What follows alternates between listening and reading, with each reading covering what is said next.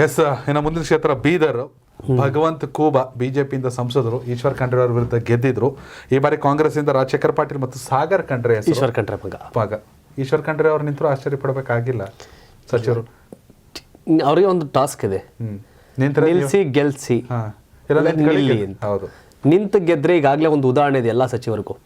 ಪ್ರಕಾಶ್ ಹುಕ್ಕೇರಿ ಅವತ್ತು ಸಚಿವರಾಗಿದ್ರು, ಚಿಕ್ಕೋಡಿ ನಿಂತರು ಗೆದ್ರು, ಸಚಿವ ಸ್ಥಾನ ಹೋಯ್ತು. ಇವತ್ತಿನವರೆಗೂ ಅವ್ರ ಮಗನೂ ಮಂತ್ರಿ ಆಗಿಲ್ಲ, ಅವರು ಮಂತ್ರಿ ಆಗಲಿಲ್ಲ.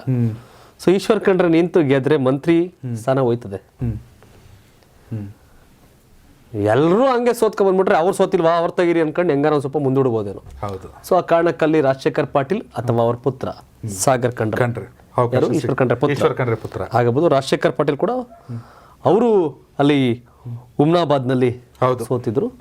ಸೊ ಹೀಗಾಗಿ ಸಾಗರ್ ಖಂಡ್ರೆ ವರ್ಸಸ್ ರಾಜಶೇಖರ್ ಪಾಟೀಲ್, ಯಾರು ಟಿಕೆಟ್ ಪಡೆದ್ರು ಕೂಡ ಅವರು ಪ್ರಬಲ ಸ್ಪರ್ಧಿಗಳು. ಯಾಕಂದ್ರೆ ಬಿಜೆಪಿ ಹಾಲಿ ಸಂಸದ ಭಗವಂತ್ ಖೂಬಾಗ್ ಹಾಕೊಂಡೆಲ್ಲ ಗುಮ್ತಾವ್ರೆ. ಹೌದು, ಬೇಡ ಟಿಕೆಟ್ ಬೇಡ, ಶರಣು ಸಲಗ, ಇದು ಟಫ್ ಇದೆ ಅಂತ ಹೇಳ್ಬೋದು. ನೆಕ್ಸ್ಟ್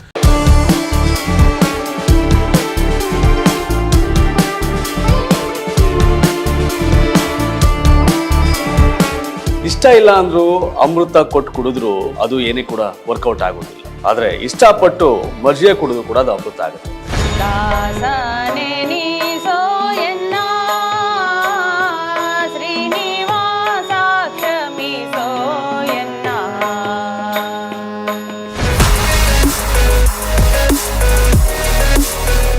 ಎಷ್ಟೇ ಸವಲತ್ತುಗಳನ್ನ ಏನೇ ಕೊಟ್ಟರು ಸಹ ಆ ಕ್ಷೇತ್ರದಲ್ಲಿ ಆ ವಿಚಾರದಲ್ಲಿ ನಮಗೆ ಆಸಕ್ತಿ ಇಲ್ಲ ಅಂತಂದ್ರೆ ಅದನ್ನೇನು ಮಾಡ್ಲಿಕ್ಕೆ ಸಾಧ್ಯ ಇಲ್ಲ. ಆದ್ರೆ ಆಸಕ್ತಿ ಇರ್ತಕ್ಕಂಥ ವಿಚಾರದ ಬಗ್ಗೆ ಎಷ್ಟೇ ಕಷ್ಟ ಇದ್ರು, ಎಷ್ಟೇ ಸಮಸ್ಯೆಗಳು ಬಂದ್ರು ಇಷ್ಟಪಟ್ಟು ಮಾಡುವಂತ ಆ ಒಂದು ಕೆಲಸ ಇದೆಯಲ್ಲ, ಸಕ್ಸಸ್ ಆಗುತ್ತೆ, ನೆಮ್ಮದಿ ಕೊಡುತ್ತೆ.